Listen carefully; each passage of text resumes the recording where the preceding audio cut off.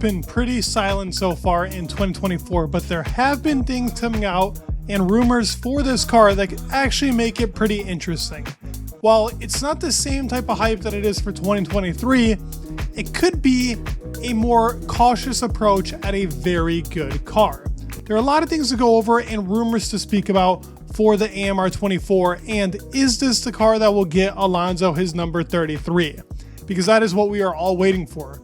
Or, better yet, for Lance to win number 1. I know that's not better yet, but it'd be nice if he won one as well.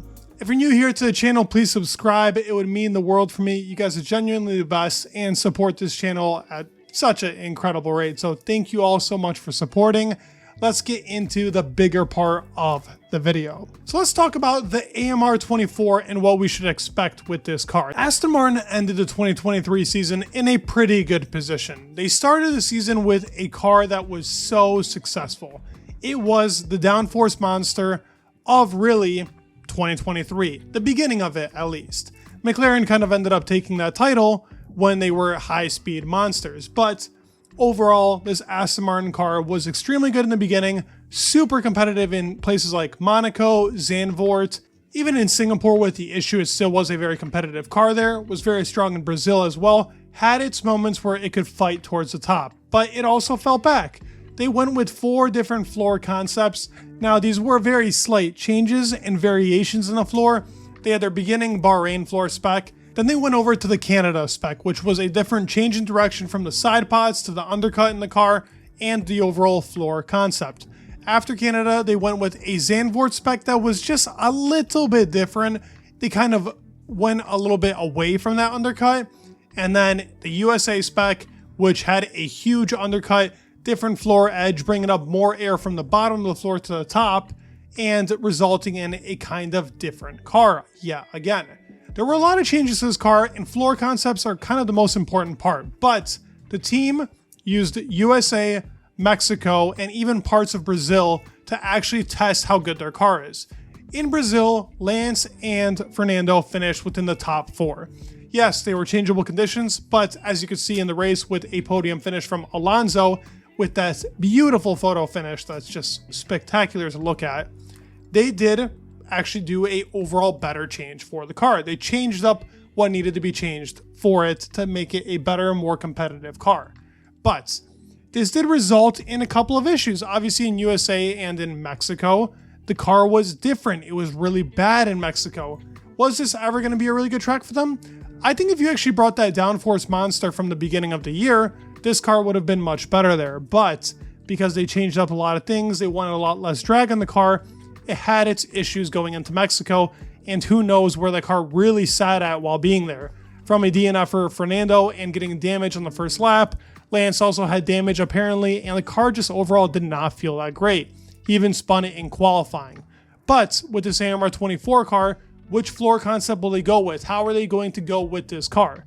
With Mercedes actually changing up the actual gearbox and its rear suspension, more than likely, this will change the concept of the AMR24 as well.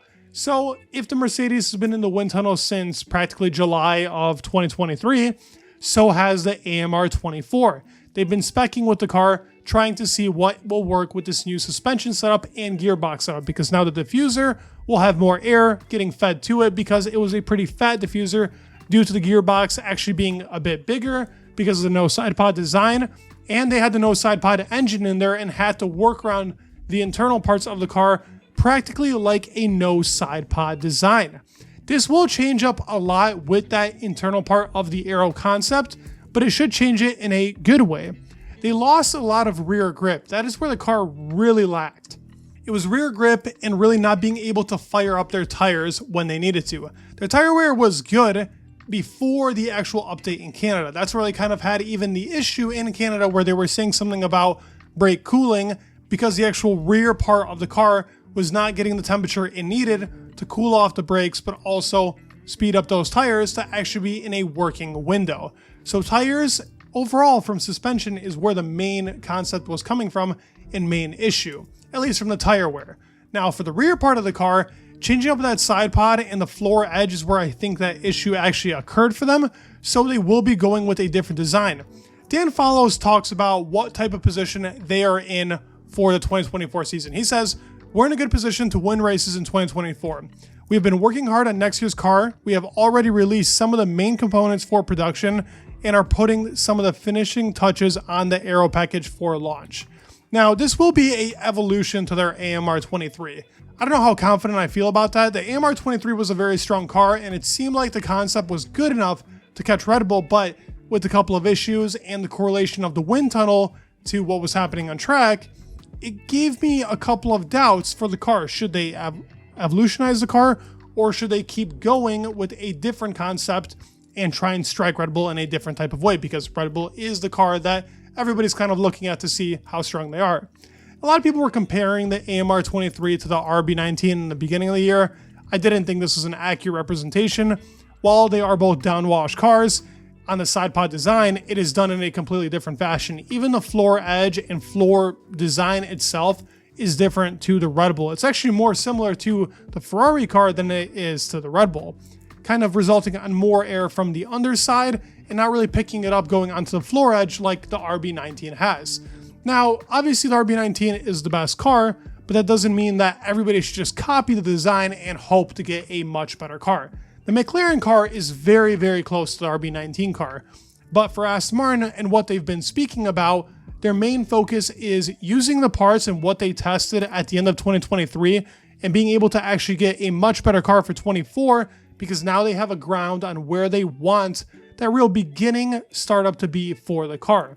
That is important.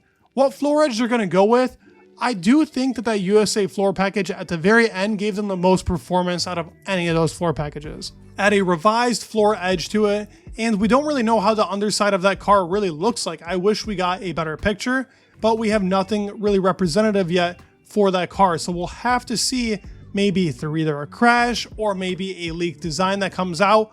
We'll have to see what they touch on for that floor. What we did see in Spa was that, as I said, it was pretty similar to the Ferrari car of 2022 when it comes to floor design.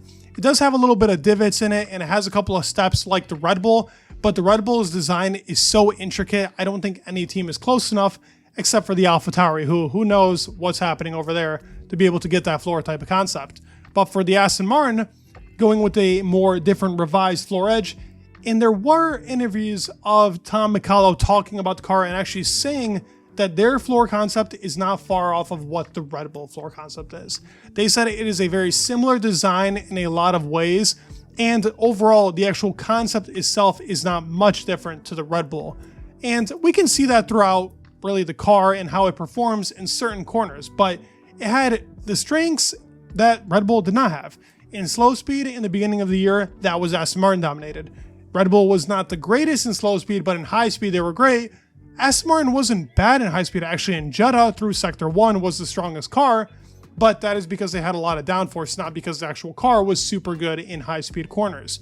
So they need to improve on aero efficiency, which goes back to the diffuser that I was talking about. They changed the diffuser that helped them. With a Monaco spec wing in USA, they were the fastest car in the straights. That was a huge deal for them, and that's why I think the floor concept they used in USA will be the floor concept that they will probably go with, obviously probably revised and better, into the 2024 season. This is very important for where they start up the car, where the aero direction pulls them into.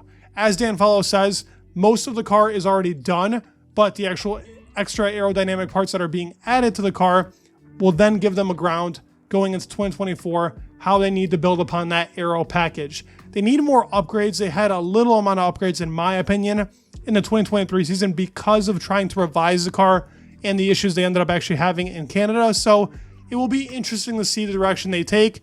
But with this car, not too much information yet. Mainly Dan Follows and Tom McCullough talking about winning races, which is what I love about the team. I do think they have that drive to go and win it.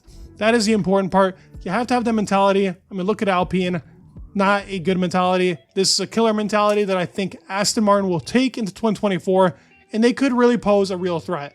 Do I expect them to be fast?